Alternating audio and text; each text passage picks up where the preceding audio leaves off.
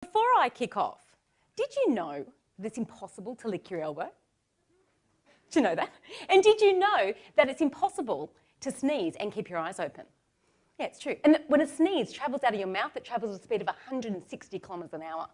That's fast, hey? That's faster than my husband and I having sex, and that's saying something after being married. But more importantly, did you know that over 75% of audiences that hear this will in fact attempt to lick their elbow? So if you're sitting there quietly wondering if you can, you're not alone.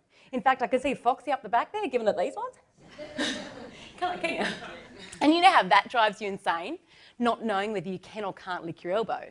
There are three things that drive me insane in modern business: bullies, blamers, and bludgers. And these three things are alive and thriving in our organisations. And I reckon it's time we faced them head on. See, without a doubt, employee engagement has been the big focus for the last decade. And I reckon this has got us off course. And as ironic as it sounds, because I spent a career in senior HR leadership roles in some of this country's largest organisations. And what I know is this focus on building engagement has led to a rise in the entitlement culture, where employees are around what's in it for me. I mean, I was just having a fight with Muzz about this the other night, and I said to him, honey, sex is not always the answer. And to my surprise, he says, no, you're right.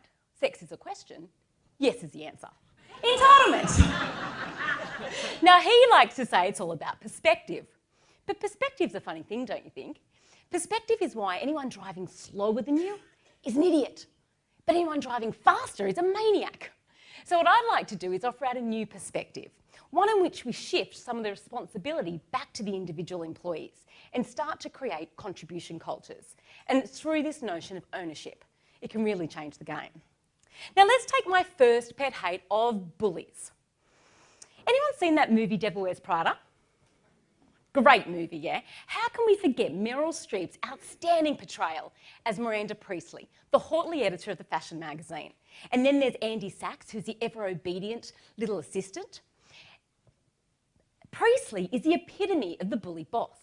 She criticises and belittles her team at every opportunity, plays them off against each other, and how about those ludicrous demands?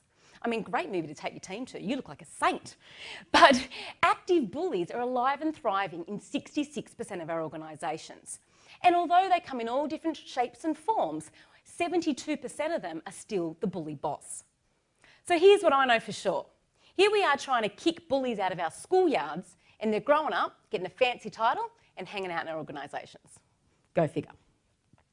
Next, there are the blamers. Well, these are the ones where nothing's ever their fault.